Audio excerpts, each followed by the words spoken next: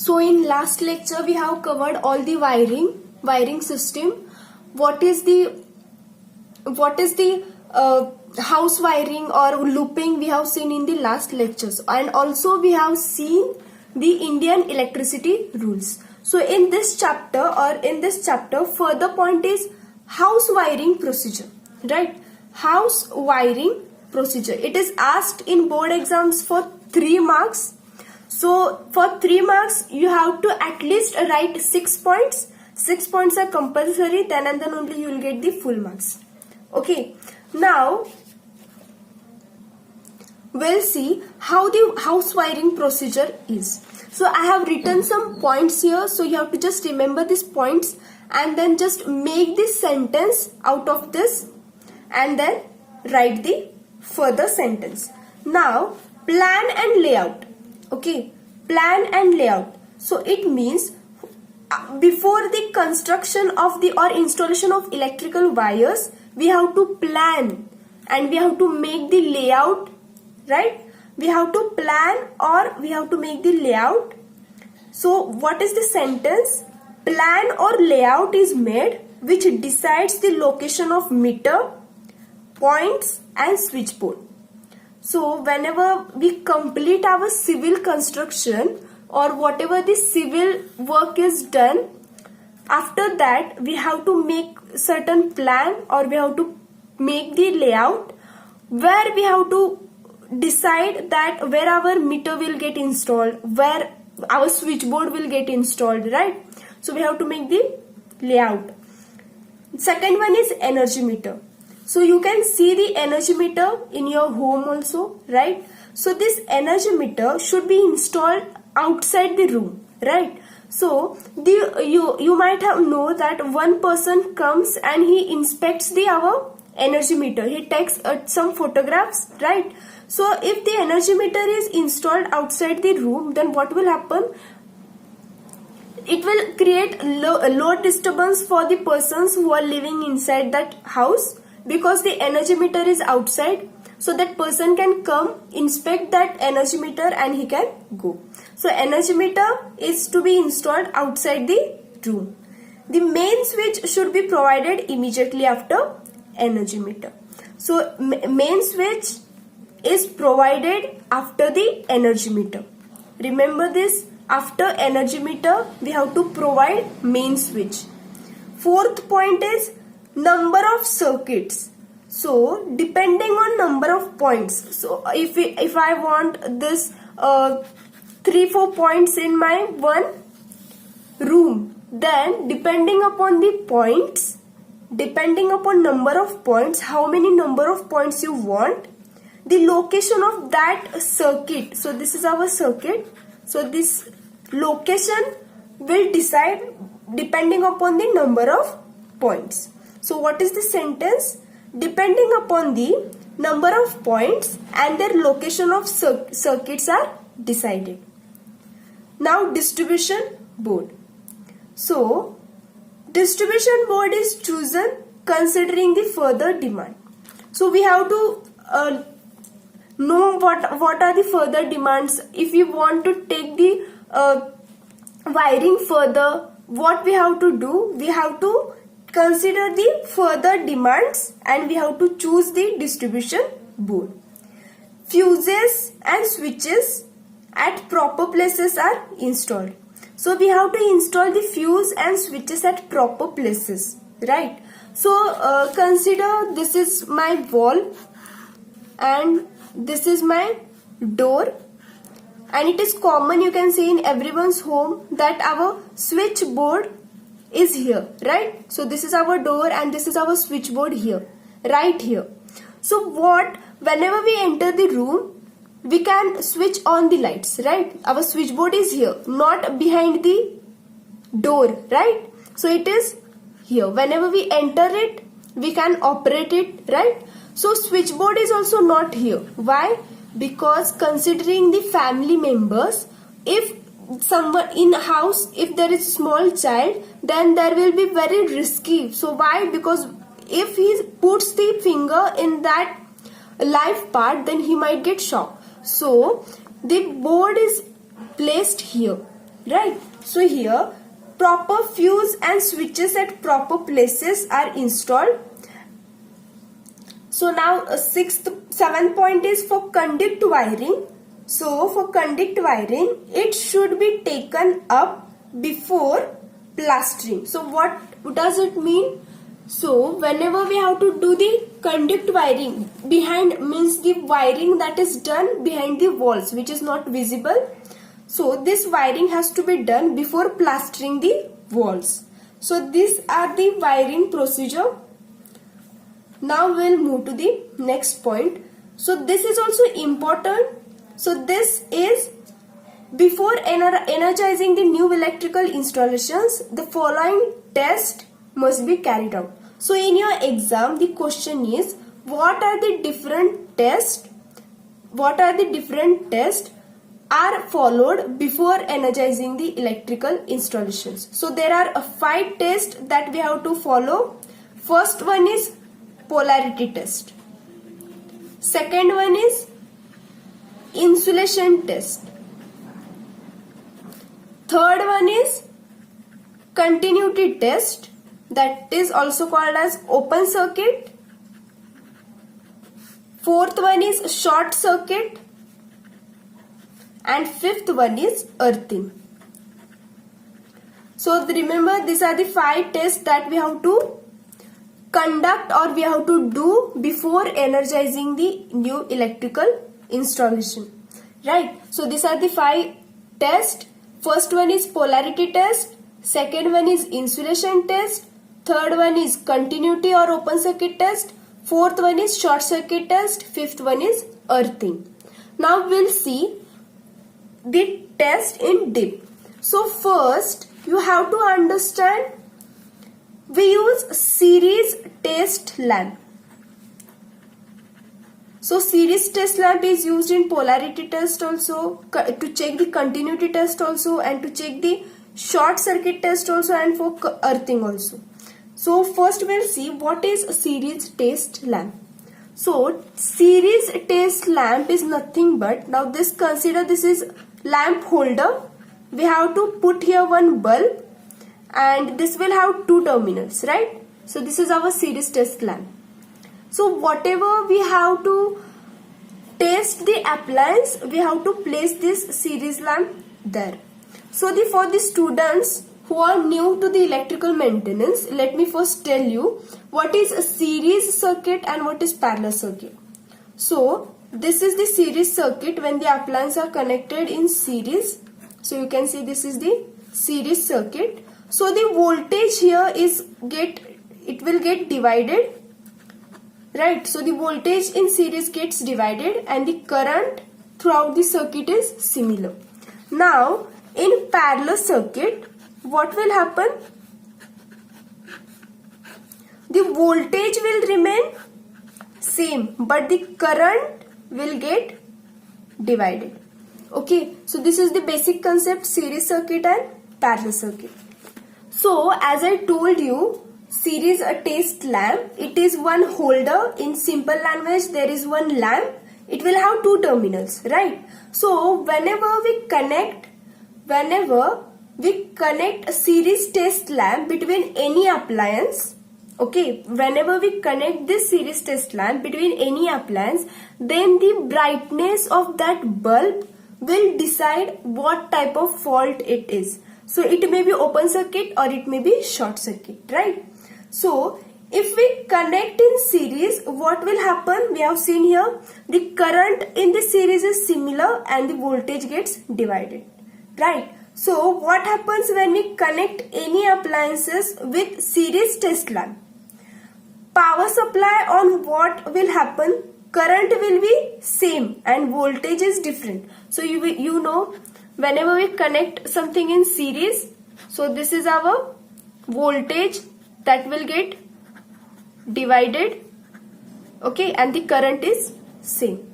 So the voltage is different, it will decide my status, okay, so it will decide the status.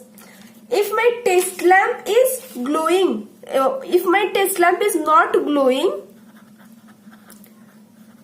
if my test lamp if my test lamp is not glowing, then what will indicate? That there is open circuit fault. Open circuit fault. Why? Because when this open circuit fault will happen, when this open circuit fault will happen whenever my connection is loose, right? Whenever my connection is loose, or maybe there is something broken, right? So consider this is my test lamp, and if it is not getting the return path, then our test lamp will not glow, because when this bulb will glow, when it will get phase and when it will get neutral, then it will glow. But whenever there is loose connection of wires, then also our bulb will not glow. So in this case, this is called as open circuit fault. Now we know that whenever our lamp will not glow, then the fault is open circuit fault. Whenever our lamp brightness, so brightness of our lamp will decide what type of fault it is. So whenever the brightness of lamp is high, then what it indicates? That it is short circuit fault. Okay. So whenever the brightness of our test lamp is high, then the fault is short circuit fault. So what it means by short circuit fault? So the appliance which is in front or behind. Now consider this is our test lamp, okay, and this is our appliance. So this is our appliance and this is our test lamp. Now what will happen if there is short circuit fault? So if there is short circuit fault, means the short circuit or the coil is burnt, right? So then only short circuit will happen. Now this appliance, if there is short circuit fault, then what will happen? This appliance will not draw any voltage, right? This will take the whole voltage. 230 volt is given to the both, right? We give the supply here. Supply is 230 volts, right? Now when we give the supply,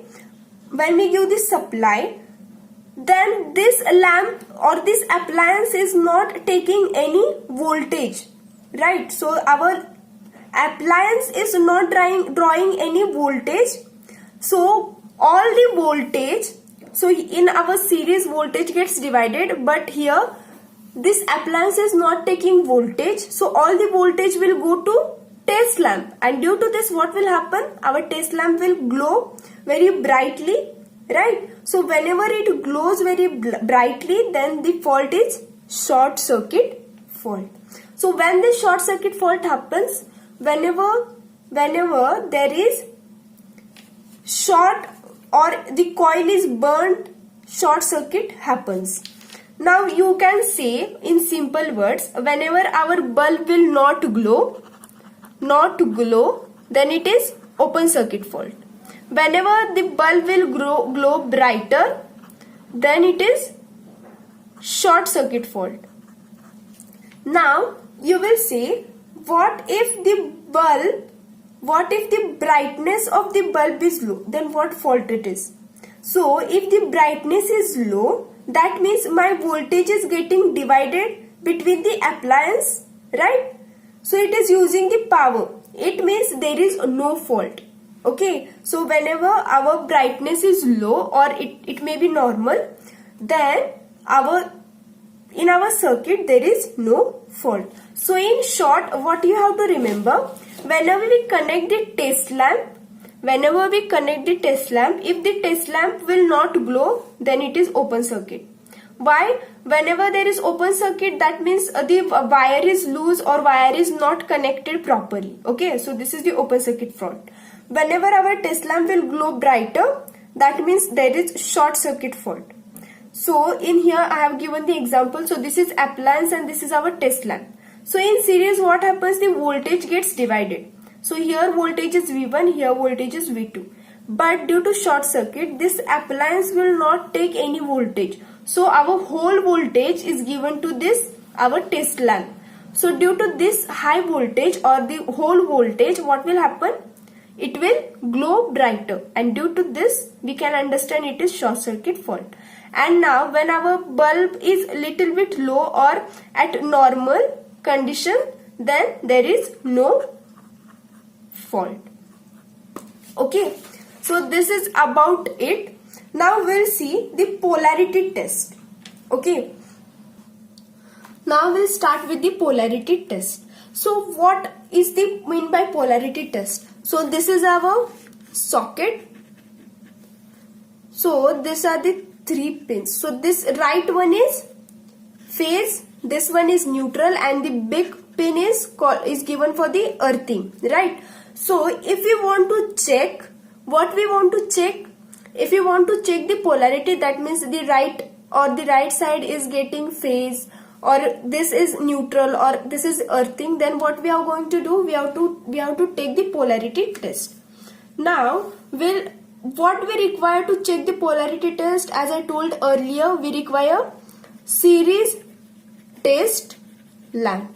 So what is series test lamp? It is a simple bulb which has 2 terminals coming out. So this is, consider our diagram. So this is neutral wire, and as we know, if our appliance will get phase and neutral, then our appliance will glow. Now take consider of bulb. So if this bulb will get phase as well as neutral, then our appliance will glow.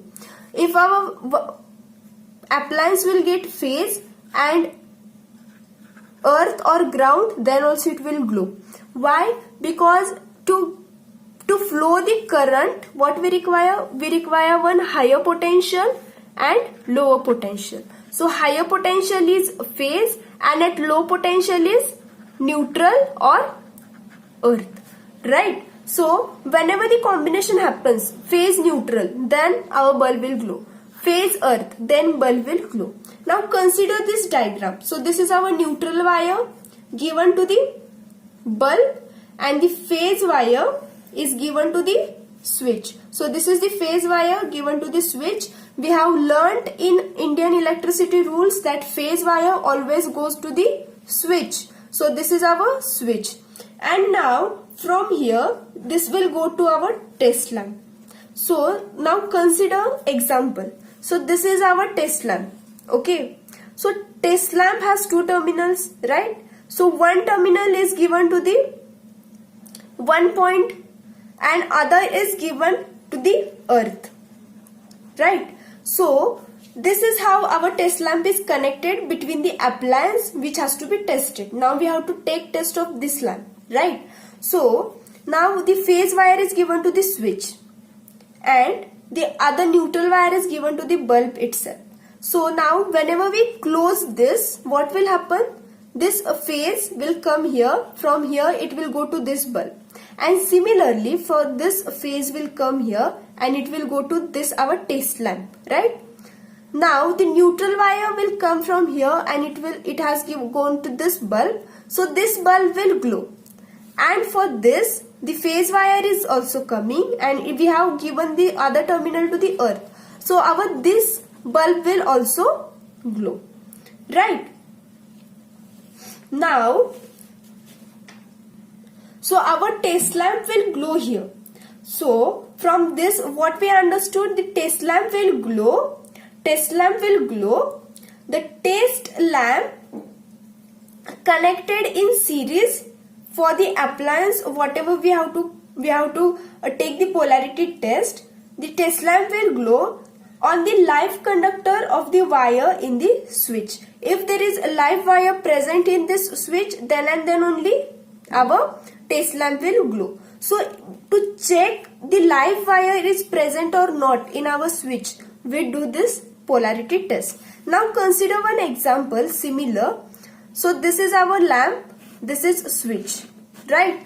Now giving the live wire to the switch, I will give this live wire here. So what I have did here, I have interchanged these positions and neutral wire is here, right? Now what I will do, I will connect here our test lamp. Now whenever I will close this switch, what will happen? This neutral will come here and from this it will go to this bulb, and this bulb is getting the light, right? So this bulb will glow. But now take consider of this test lamp. So the neutral is here, it will come from this switch and it will go to this bulb, and we have provided here earth. So this neutral and earth are both low potential, they are low terminals. So our bulb will not glow. When our bulb will glow, it will get both high potential as well as low potential. But here our test lamp will not glow. That means live wire is not given in the switch, right? So this is how the polarity test is done. Now we'll move to the second test, that is insulation test. Now in your exam there will be the question. What question they will ask?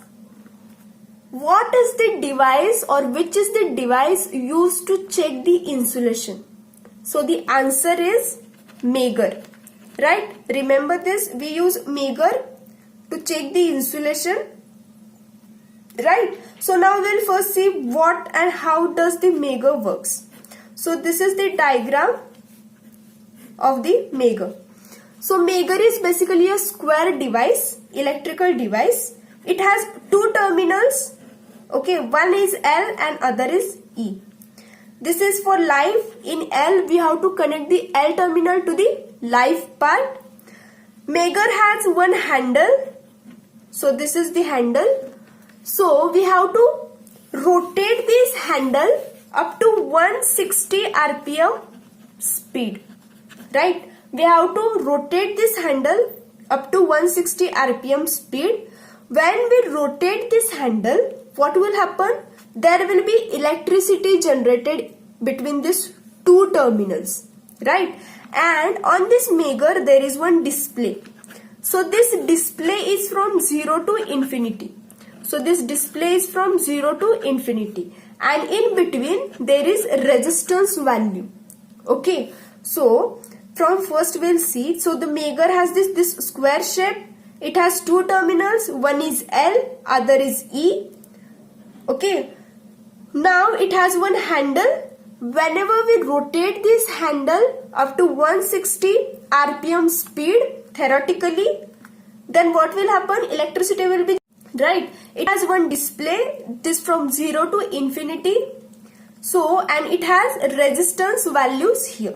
So whenever I rotate this handle, there will be electricity generated, but I have connected nothing in this terminals, right? So there is air in between these terminals.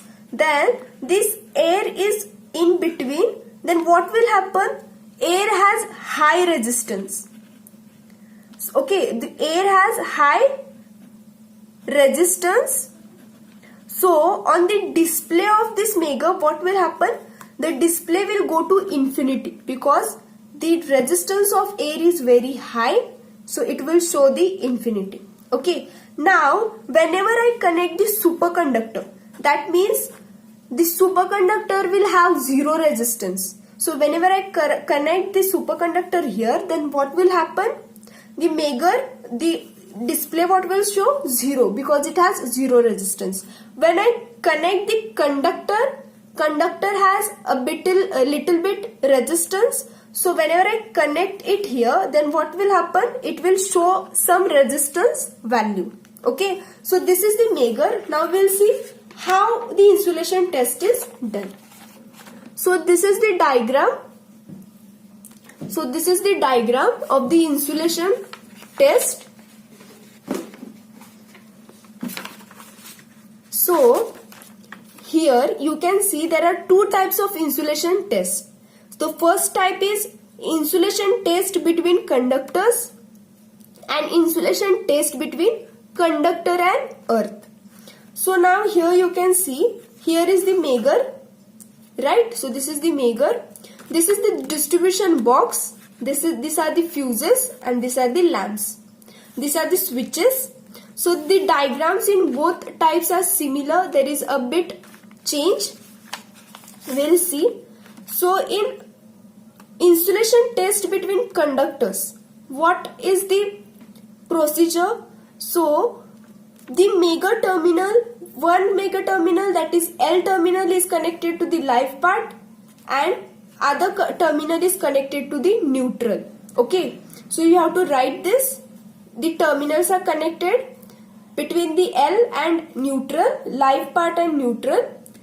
What we have to do in this insulation test between conductors, we have to remove the lamps. Okay, we have to remove the lamps and then we have to rotate the handle up to 160 degree RPM.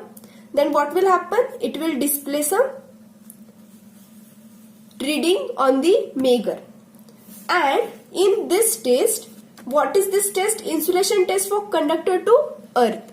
So in this test, we have here Megger, right? Megger in insulation test between conductor to earth.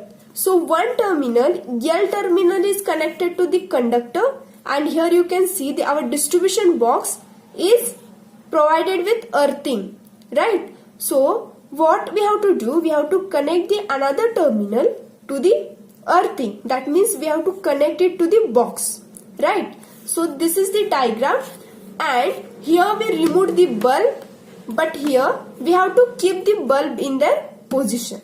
So these are the diagrams of test between conductors and insulation test to conductor and earth. So you have to explain only this, the connection. The bulbs are removed and here bulbs are in their, lamps are in their position. So what we have to do? We have to rotate the handle. When we rotate this handle to the speed 160 RPM, what will happen? Electricity is generated between these terminals and the display will display the ratings or whatever the readings will be there. This will display on this. So this is about the insulation test. Now we'll see the continuity test,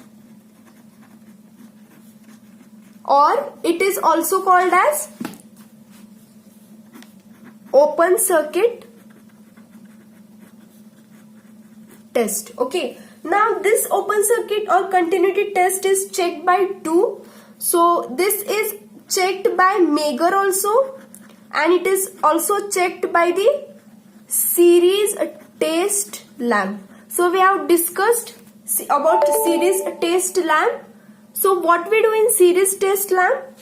We connect this series test lamp, and whenever this bulb will not glow, series test lamp will not glow, then it will indicate there is open circuit fault. Okay. Now similarly with Megger, what we have to do? We have to connect the terminals of Megger. We have seen there are two terminals of Megger. We have to connect these terminals to phase and neutral, and we have to rotate the handle of that Megger up to 160 RPM. Okay. So whenever we rotate that handle, what will happen? Electricity will be generated, right? So whenever we rotate that handle, electricity is generated. So this is the Megger. Now if we rotate this handle and whenever our switches are off, that means this is our switch and this is not closed, this is off, then there will be the air here, right? And the resistance of air is very high, so our Megger display will show infinity, right? So whenever the Megger reading, so the Megger reading should be infinity in off position. That means whenever our switch is off, the reading of the Megger should be infinity, and whenever the switch is on, so whenever the switch is on, our Megger reading should be 0.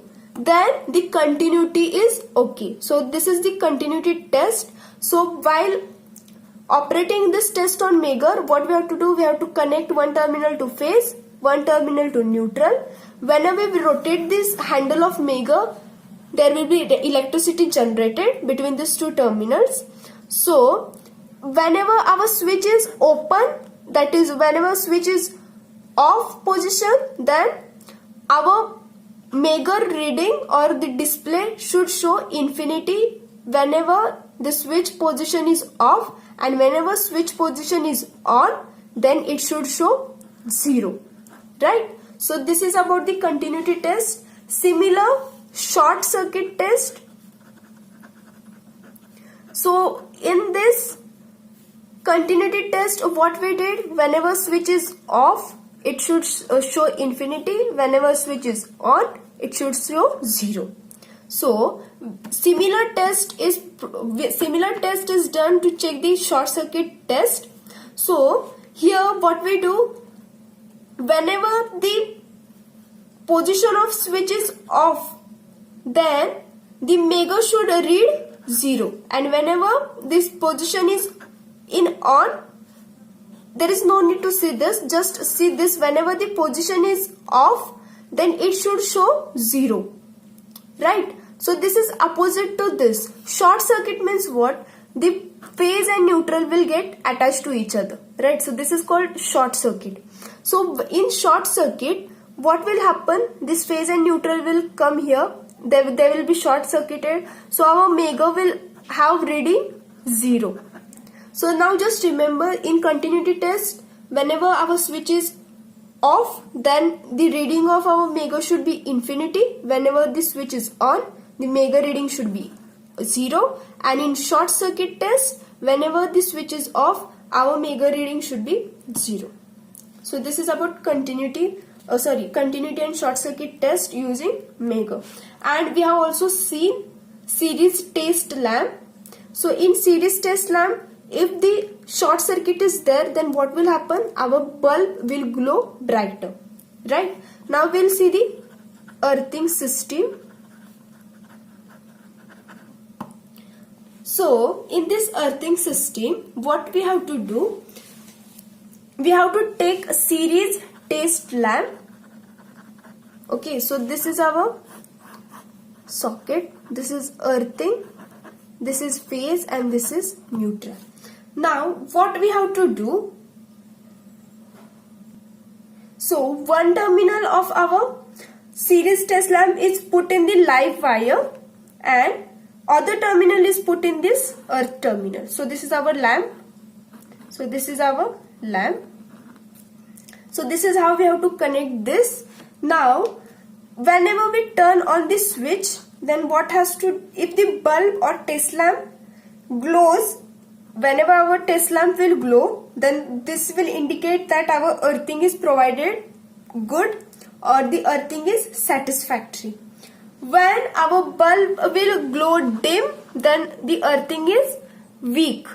Okay, so whenever our bulb will glow in earthing, whenever put the terminal in earthing and phase, then what will happen?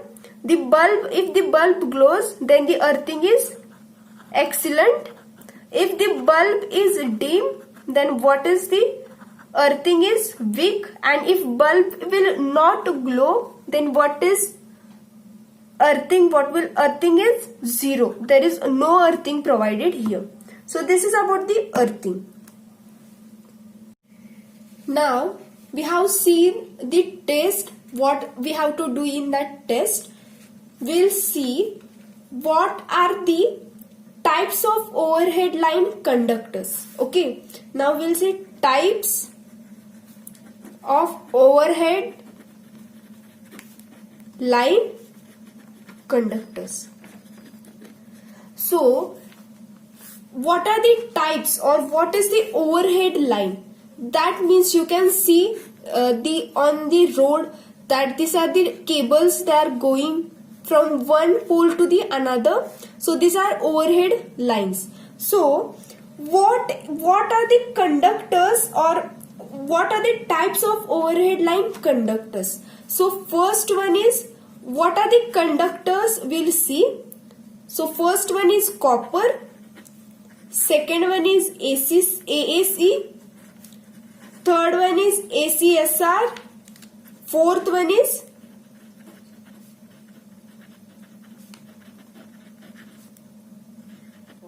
now see the conductors, how the wires or these cables, overhead lines, so how they are made, from what conductor. So first one is copper, ACC, third one is AC, SR. So the question in exam or for the MCQ, what they will ask? The conductor mostly used for overhead transmission line is. Which conductor is used for overhead line transmission? So answer is ACSR. So full form of ACSR is aluminium conductor, ACSR, aluminium conductor steel reinforced. Okay, so remember ACSR full form is aluminium conductor steel reinforced. And in your textbook they have given no explanation. In your textbook there is no explanation, so just learn this from here. So types of overhead line conductors are copper, AEC. What is meant by AEC? All aluminium conductor. So just remember, don't get confused between AAC and ACSR. So the conductor mostly used for overhead is ACSR. So the answer is ACSR. Aluminium conductor steel reinforced. So first we'll draw the diagram. So this is the diagram.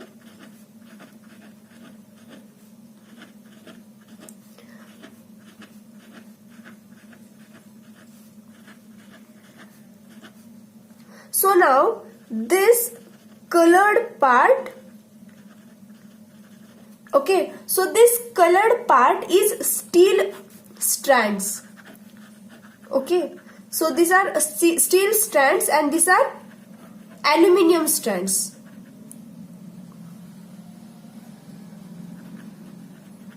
Okay, now don't mug up anything, just remember this diagram, and from this diagram we'll write short answer for this ACSR. So question will be there, what are different types of overhead line conductors, and explain any one, or they may also ask explain ACSR conductor.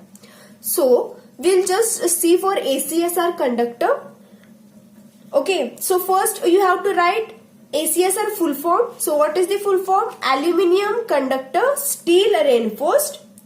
Aluminium conductors or aluminium conductor steel reinforced are mostly used for overhead line conductor. Right? Now from this diagram, aluminium conductor having a center core of galvanized steel wire is used for high voltage transmission purpose. So ACSR, where they are used? They are used for transmission.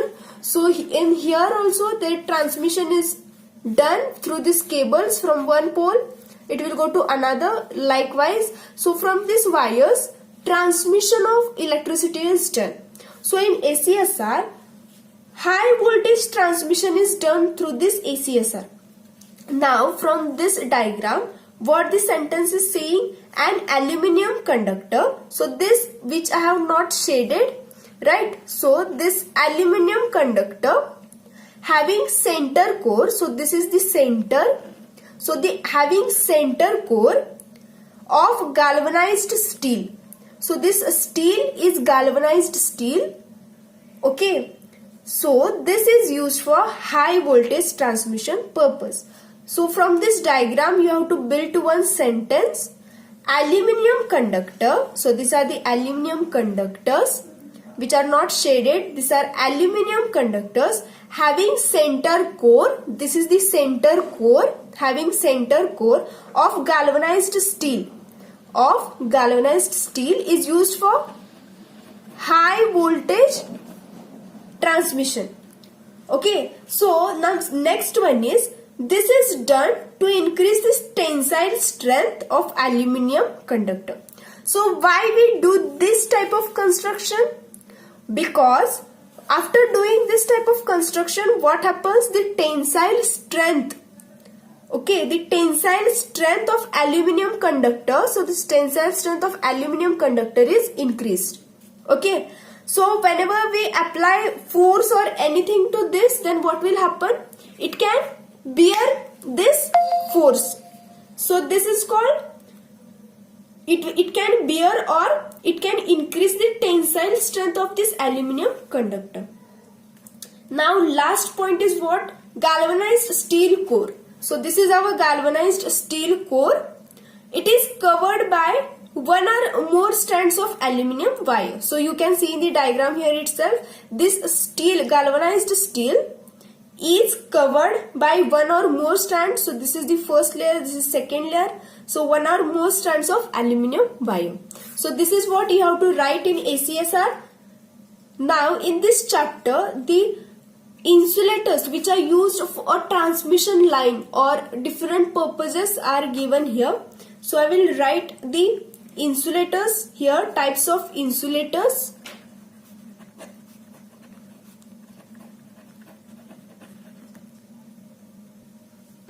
So these are the types of insulators. So first one is pin type, second one is suspension type, and third one is shackle type insulator. So we'll see one by one. So the question will be asked, explain pin type insulator. So this question is for 3 marks. Okay. So what you have to draw? First you have to draw the diagram. So this is the diagram. This is also diagram. So you can draw any one of this diagram. Right. So here you can see the diagram. This is the rain sheet. You can see here. So this is done. Why? Whenever there is rain or there may be water, then what will happen? It will come down. Okay, so it will not go inside this. So you can see here groove for conductor. That means conductor is placed here. Okay, so the conductor is placed in this. So this is in this shape. Okay, so the conductor is placed here. So this is pin. Name itself says a pin type insulator. So remember, this is the pin construction here. Okay, now we'll see.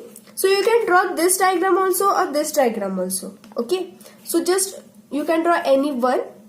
For lower voltage, generally one piece pin type insulator is used. So this is a single pin type insulator, and this pin type insulators are used for low voltage transmission. For lower voltage, what we do? For lower voltage, we use this pin type insulator. Right? Now, for higher voltages, multi-part pin type insulators are used. So, if we can use this for low voltages as well as higher voltages. Okay. For higher voltage, what we need? We need to connect this number of pin insulators. Right? So, for higher voltages, multi-part pin type insulators are used. But when we connect this, for the very high voltages, what will happen? For high voltages, we require number of pins like this. Multi-part pin types are required. So the construction will get complicated, right? So pin type insulators are used for straight run of the line. So where these pin type insulators are used? So these pin type insulators are used where there is a straight path, right? So we cannot use this type of insulators in railways. Why? Because the railway track has, it is not only in straight line, right? So it has some different directions. So this pin type insulator is used for straight run of the line. So this pin type insulator is used for straight path. So the pin type insulator is used for 66 kV. So this is the rating, remember. So wherever there is 66 kV or below this, we can use this pin type insulator. So pin type insulator is basically used for low voltage transmission. Now for very high voltages, pin type insulators are heavy. So as I said, the construction will get complicated, so we cannot use this. In upper groove, line conductor is placed. So here in upper groove, the conductor is placed. Rain sheets are provided to prevent flashovers. As I said, so the water will not enter inside. The water will run. So the water will run directly to the ground. So it will not go inside. So this will prevent flashovers. Right? So this is about the pin type insulator. So we'll just We'll understand it once again. So this is the diagram. Okay, so this is the diagram. This is the range sheet. This is the groove for conductor where conductor is placed. These are the pins. So you can draw this diagram also or this diagram also. For lower voltages, generally one piece pin type insulator is used. For lower voltages, this pin type single piece or one piece is used. For higher voltages, multi-part pin type insulators are used. But for higher voltages, the construction becomes complicated. Okay. Now, for pin type insulator, the straight path must be chosen. Right. So the pin type insulators are used only for straight run. The rating of this is what? It is used up to 66 kV. Right. Now, for very high voltages, pin type insulators are heavy and construction is complicated. In upper groove insulator, line insulator is placed, line conductor is placed. Range sheets are provided to prevent flash overs. So this is about pin type. Now we'll see suspension type insulators. So in pin type insulators, they were used for the straight path. But now these suspension type insulators, they can be used for the railways. Why? Because they have the curvy or they may take any direction. So this can be used for the railway purposes, or in railway they can be used. So for higher voltages, suspension insulators are used. So in question, if in paper they ask explain higher voltages insulators, then you have to explain suspension. For lower, you can explain pin type. So for higher voltages, suspension insulators are used. Okay. So for higher voltages, suspension insulators are used. Number of them are connected in series. So you can see in this diagram, this is one piece. Now these are connected in series with the metallic links. So they are connected to each other in series with the metallic link to form the chain. So this is the chain type construction, right? And the line conductor is carried by the bottommost insulator. So you can see here, see the bottommost insulator carries the conductor. So this is the conductor. So basically they are used for higher voltages. Suspension insulators are used for higher voltages. The number of them are connected in series by metallic strip, metallic links. They are connected in series with metallic links to form a chain, and line conductor is used. So this line conductor, so this is the conductor is carried by the bottommost insulator, right? This each suspension insulator is designed for 11 kV. Now this one suspension type insulator is for 11 kV. Now we have connected here 3 suspension types. So what is the rating of this? One carries 11 kV. So this will have 33 kV, right? When we have connected 3, then the strength of this is 33 kV. So here they have given each suspension insulator is designed for 11 kV. Each means one single is designed for 11 kV. If we connect 3 in series, then what will happen? These are designed for 33 kV. The string of insulator can be designed for any required voltage.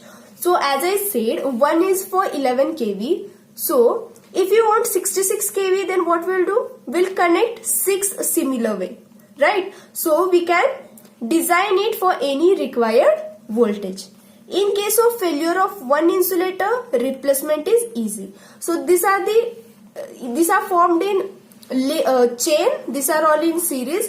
If by chance any of them get damaged or there is failure of any one of the insulator, then replacement is very easy. Mechanical stress on string decreases. So the mechanical stress here is reduced. Suspension type insulators are used above 66 kV transmission. So the pin type was below 66 and this suspension is above 66. We can use it for more than 66 kV transmission. So this is about the suspension type. Now we will see the shackle type insulator. So this is the diagram. So here this is the pin, right? This is the shackle insulator and these are the clamp. Now the shackle type insulators are used for low voltage transmission purpose. See, so these are used for low voltage transmission purpose. Shackle type insulators are used for low voltage transmission purpose. Shackle insulators are also known as spool insulators. So remember, shackle type insulators are also known as spool insulators. They are used for low voltage transmission. It can be used in both horizontal or vertical position. So shackle type, they can be used, consider this is our insulator. So they can be used in vertical position also and in horizontal position also. The conductor in groove of shackle insulator is fixed with the help of soft binding wire. So whatever the conductor is there in this shackle type insulator, it is supported, or this insulator is fixed to this the conductor is fixed to this insulator with the help of wire, right? So this is about the shackle type insulators. So the question will be asked, then what you have to do, you have to draw first diagram and then give the explanation. Now for shackle type insulator, you have to draw first diagram, right? And then give the explanation. So this shackle type is used for low voltage transmission purpose. Shackle insulator are also called as spool insulators, right? It can be used in horizontal as well as a vertical position. The conductor in groove of shackle insulator is fixed with the soft binding wire. So I have given you in the question and answer format notes. So these are very, these notes are very in easy language. They are in very easy language, so that you can understand, while just you will read once and you will get all the points. So if you have any doubt, then you can please ask. So this is about this chapter.